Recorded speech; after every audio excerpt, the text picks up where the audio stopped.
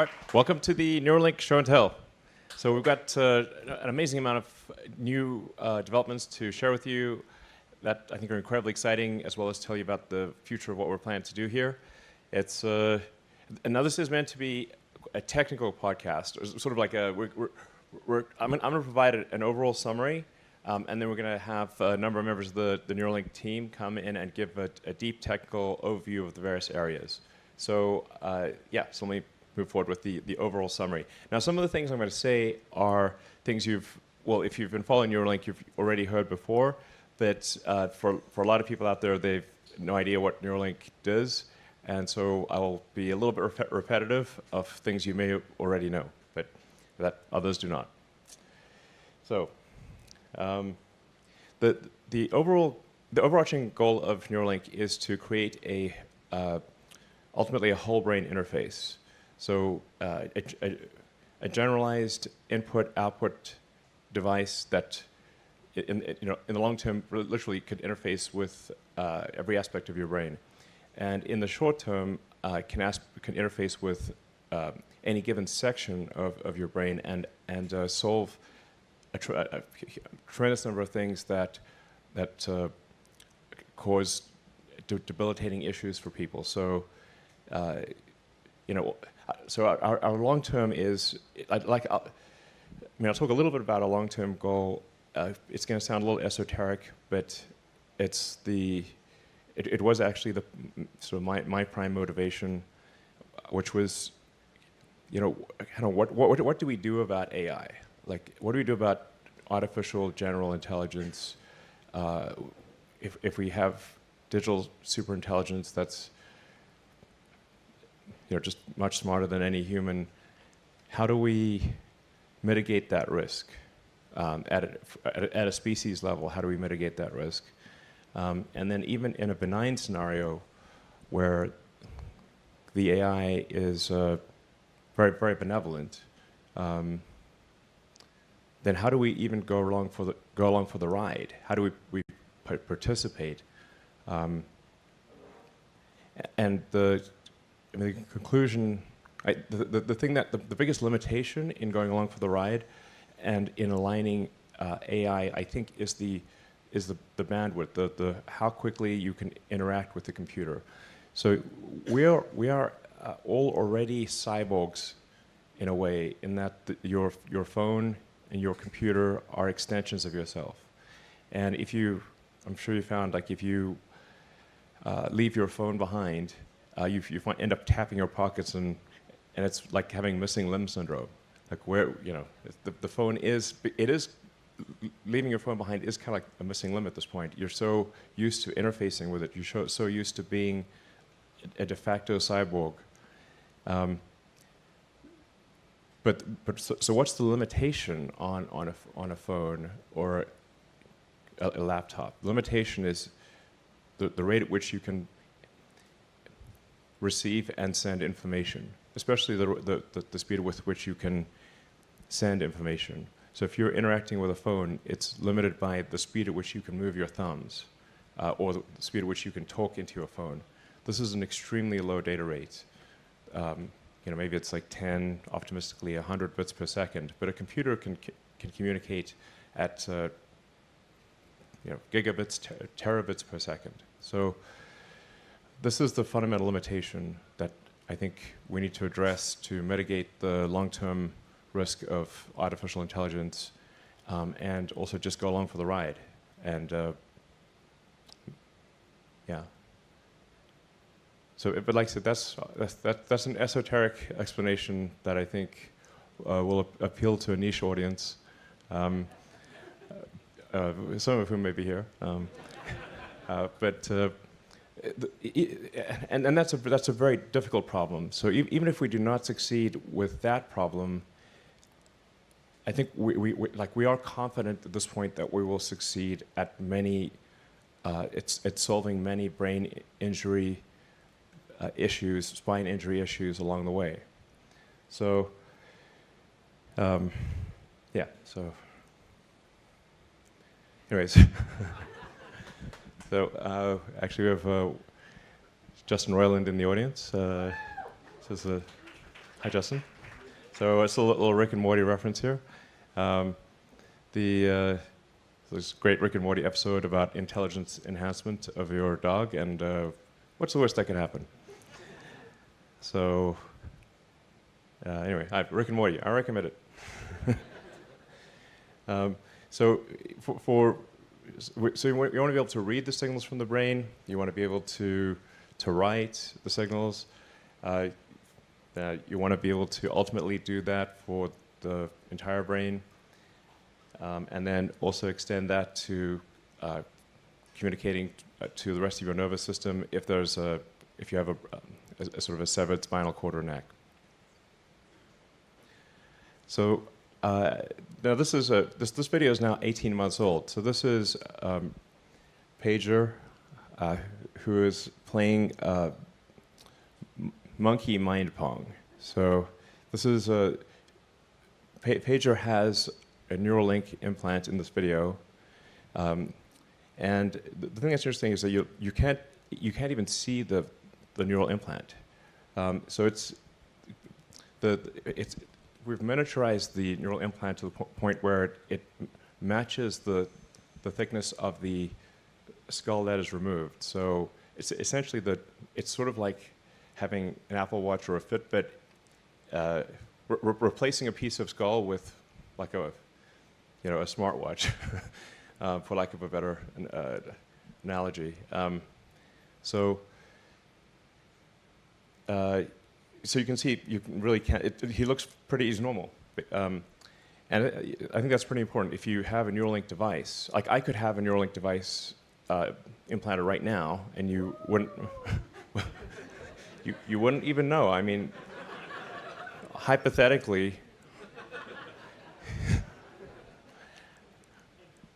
maybe one of these demos, in fact, one of these demos I will. Yeah.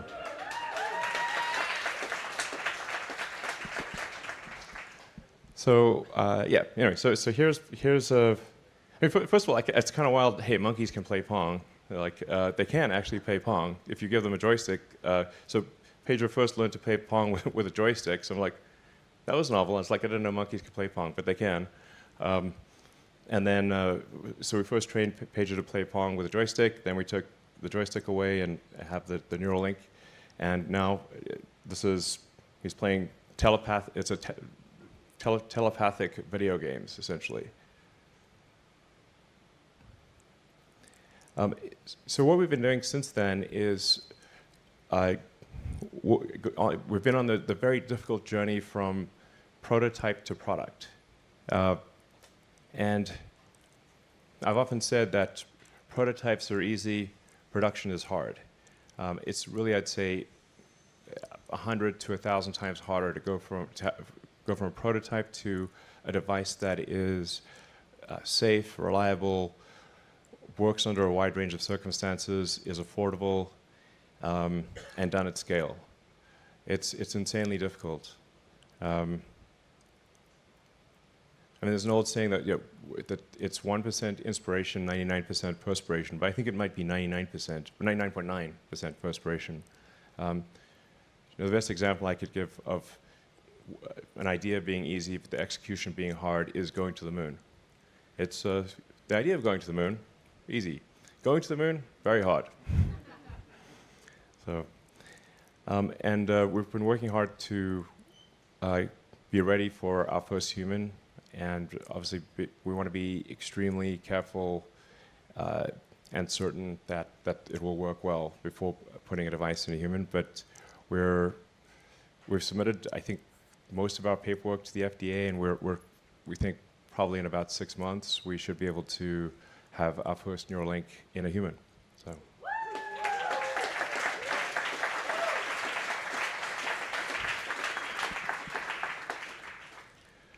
But as I said, we do everything we possibly can to test the devices before, not even going into a human, before even going into an animal. So we do benchtop testing, we do accelerated life testing. We have a fake brain simulator that has the texture and it's like emulating a brain, but it's sort of rubber. And so before we would even think of putting a device in an animal, we do everything we possibly can with rigorous benchtop testing. So we're not cavalier in putting devices into animals.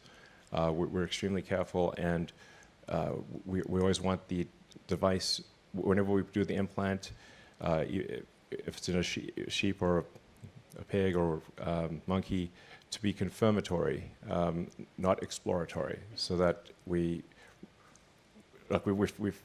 done everything we possibly can with benchtop testing, and only then would we consider putting a device in an animal. Yeah, we'll actually show you a demo later today in a few hours really, of implanting in a brain proxy. And if anyone in the audience wants to volunteer, we have the robot right there. So let's see, and since the page of demo, we've expanded to work with a troop of 6 monkeys. We've actually upgraded Pager. They do varied tasks, and we do everything possible to ensure that things are stable and replicable, and that the device lasts for a long time without degradation. So, and what you're seeing there is, it looks like the Matrix, but that's actually that's a real output of neural signals. So that's not a simulation or just a screensaver or something. Those are actual neurons firing. That is what one of the readouts looks like.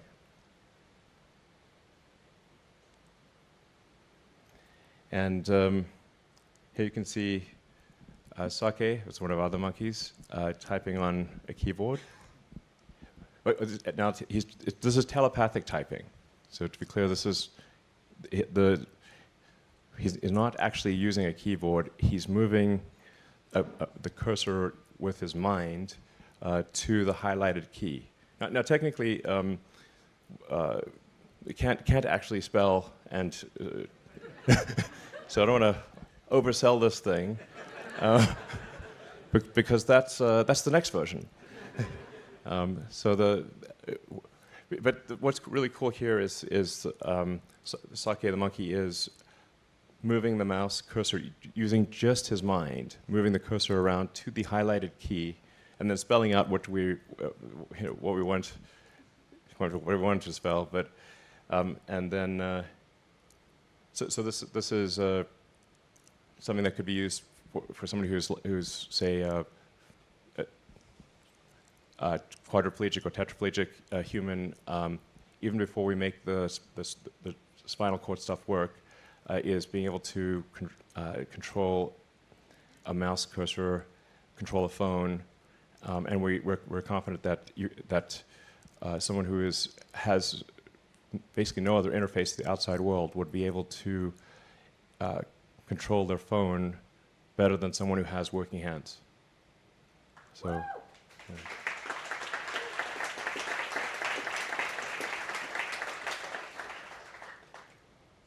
And I mentioned upgradability. Upgradability is very important because our first production device will be much like an iPhone 1, and I'm pretty sure you would not want an iPhone 1 stuck in your head if the iPhone 14 is available. So it's going to be being able to demonstrate full reversibility and upgradability, so you can remove a device and replace it with the latest version, or if it stopped working for any reason, replace it. That's a fundamental requirement for the device at Neuralink. And I should say both Sake and Pager were upgraded to our latest and greatest implants. So that's been really over a year and a half now that Pager's had for the first implant and then the upgraded implant. So this is a very good sign that it lasts for a long time with no observed ill effects. I think it's also important to show that Sake actually likes doing the demo, and is not like strapped to the chair or anything. So yeah. So the monkeys actually enjoy doing the demos because they get the banana smoothie, and it's kind of a fun game. So I guess what I'm trying to make is like we care a great deal about animal welfare, and I'm pretty sure like our monkeys are pretty happy, you know. So as you can see, a quick decision maker on the fruit front.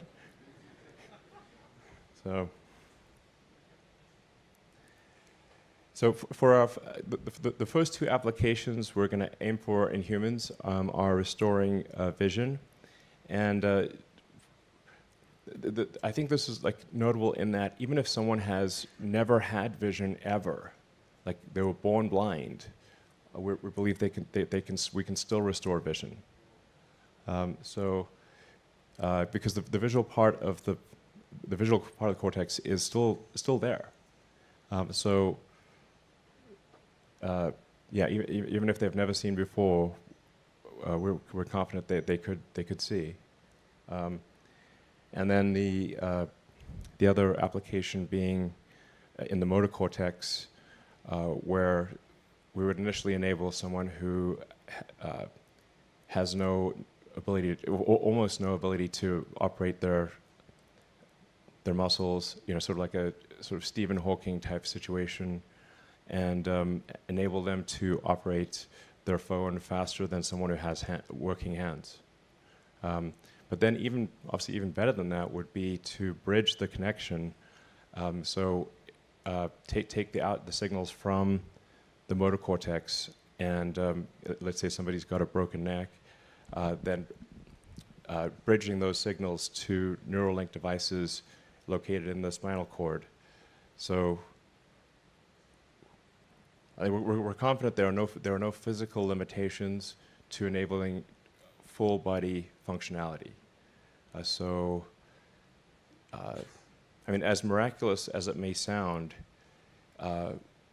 we're confident that it is possible to restore full body functionality to someone who has a severed spinal cord.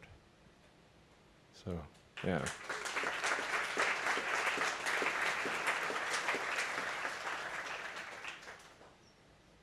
So, yeah. All right.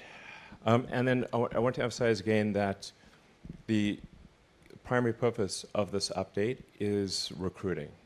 A lot of times people think that they couldn't really work at Neuralink because they don't know anything about biology or how brains work. And the thing that we really want to emphasize here is that you don't need to, because when you break down the skills that are needed to make Neuralink work, it's actually many of the same skills that are required to make a smartwatch or modern phone work.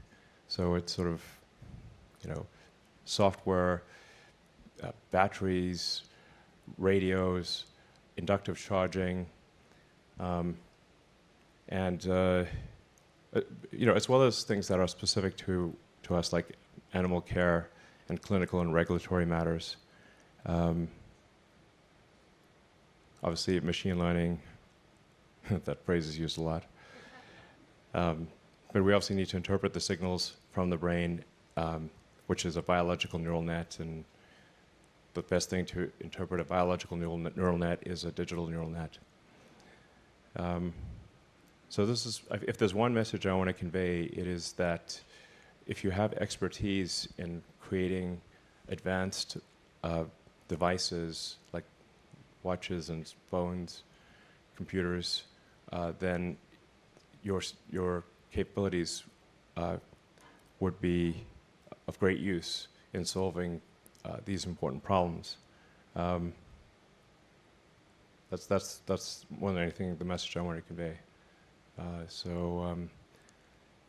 Let's see. Yeah. So with that, I guess, DJ.